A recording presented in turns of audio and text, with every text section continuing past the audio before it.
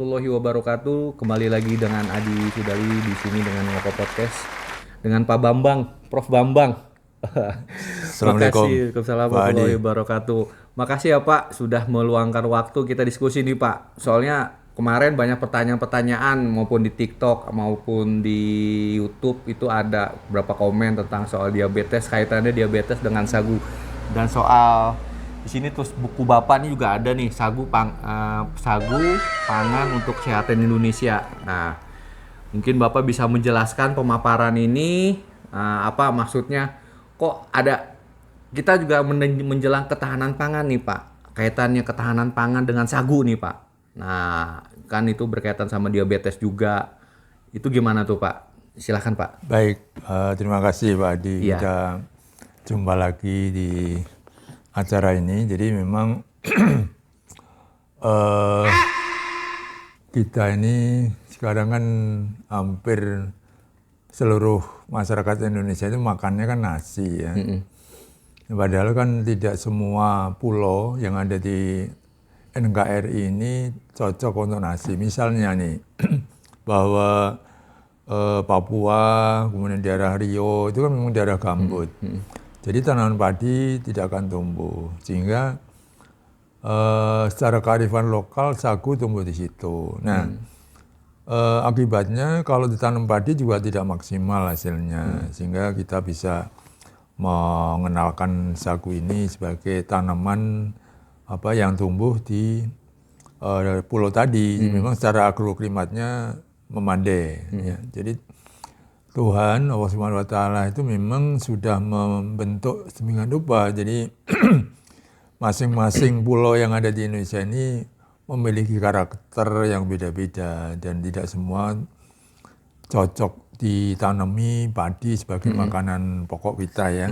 Nah, kalau pengalaman COVID kemarin saat pasokan dari luar juga dibatasi, kita juga nggak bisa keluar, itu kan begitu kita kurang pangan kan sulit ya. Nah, suatu saat juga negara-negara penghasil beras itu juga akan menyelamatkan negaranya atau bangsanya karena untuk memenuhi kebutuhannya. Sehingga kalau toh kita punya uang, itu belum tentu bisa membeli beras tadi. Di sisi lain bahwa sekarang ini kan perubahan iklim sangat sangat Ekstrim terasa, ya, Pak. sangat ekstrim. Musim hujan juga tidak Nggak bisa tidak diprediksi bisa ya Pak. diprediksi. Bener. Kemarau panjang juga mungkin akan terjadi. Tiba-tiba hujan. Sehingga penyerbukannya juga terganggu. Nah dari situ semua sebetulnya kita ini sangat rawan sebetulnya dalam penyediaan pangan. Dan ini kan juga terasa kan, sekarang beras itu sudah naik. Karena yang pasokan dan konsumsi tidak imbang. Nah, di negara kita ini sebetulnya sudah ada sumber pangan pokok yang sudah dimiliki oleh bangsa Indonesia. Tapi memang belakangan ini sagu ini menjadi tanaman yang langka ya, karena memang terutama di Jawa, di beberapa Sumatera sudah hilang karena digunakan untuk pembangunan dan perumahan. Dan perlu kita sadari bahwa ke depan ketersediaan lahan subur, kemudian juga air, dan kemudian juga pekerjaannya, petaninya itu makin sulit. Kenapa? Karena orang bertani itu kan berat ya, kepanasan, kemudian mencangkul juga berat, sehingga kemungkinan untuk nanam padi ini sangat berat, susah.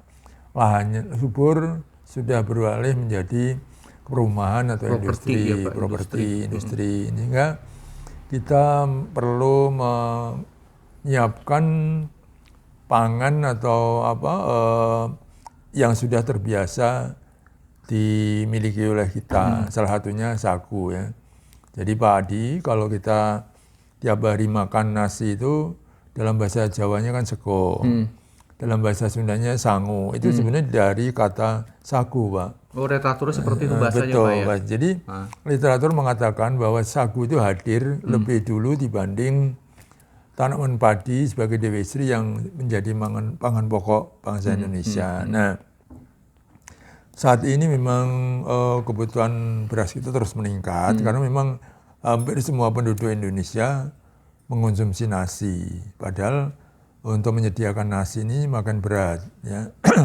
Lahannya terbatas, airnya juga terbatas dan ada perubahan iklim.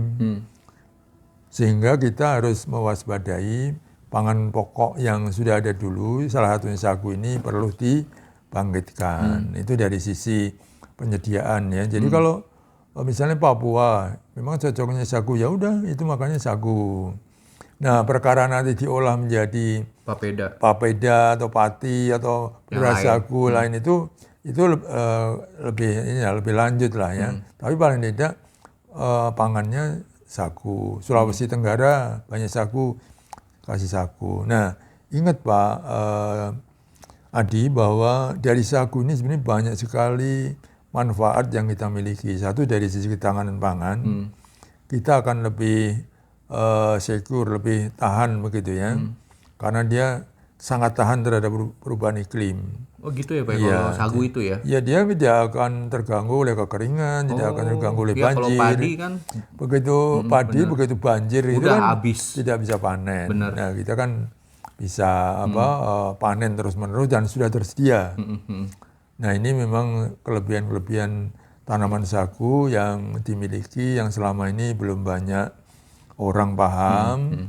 Kemudian dari sisi kesehatan, kalau kita makan sagu secara rutin, maka gula darahnya juga akan terjaga sehingga kita lebih sehat begitu. Begitu Pak Adi. Kemudian sekarang banyak sekali yang orang kena ini ya, diabetes, GERD, MAH. Nah, ini makan sagu juga lebih aman, ya. Lebih aman begitu. Iya, sekarang anak-anak muda sekarang kena banyak penyakit tuh Pak. Kayak terutama tuh diabetes. Tadi MAH bilang ya Pak, ya GERD itu kan MAH ya.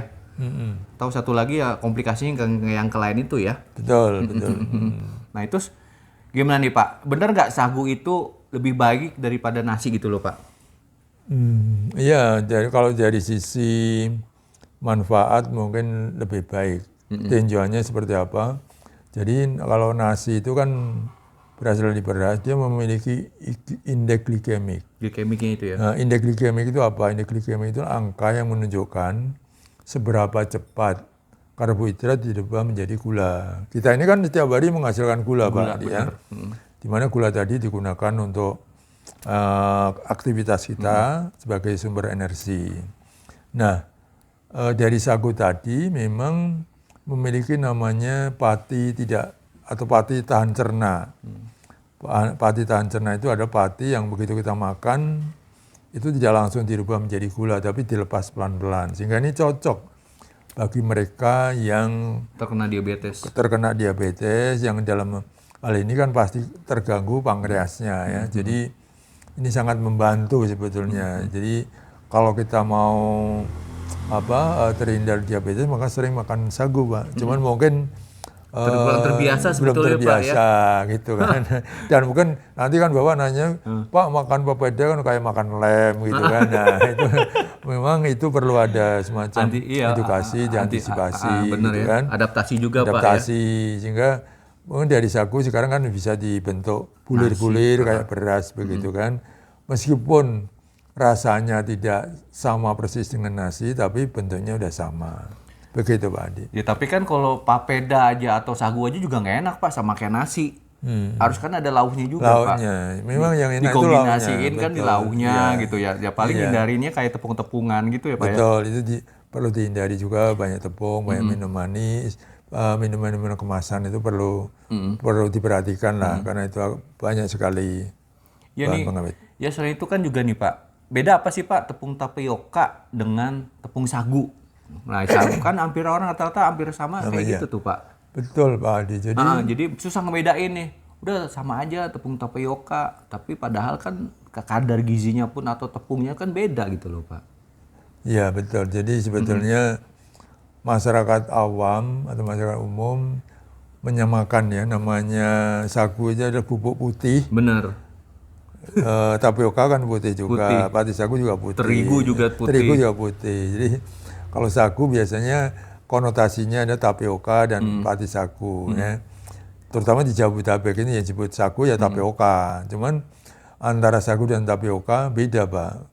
Beda dalam arti karakteristiknya. Itu terlihat dari kekentalan atau viskositasnya dan nilai indeks glikemiknya. Begitu, Pak. Sehingga meskipun dari fisik sama, tapi dari sisi karakter atau sifat-sifat dari Patinya itu patinya penyerapannya beda ya? beda begitu. Oh gitu.